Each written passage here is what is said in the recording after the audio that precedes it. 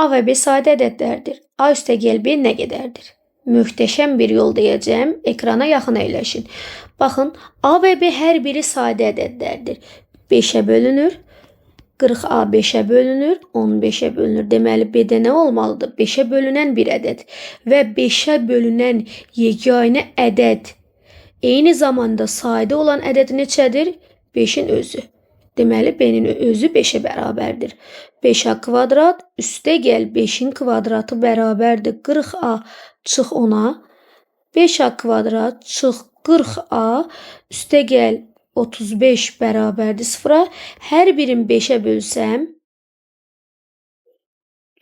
Viet teoreminə görə köklərimiz nə olacaq? Cəmi.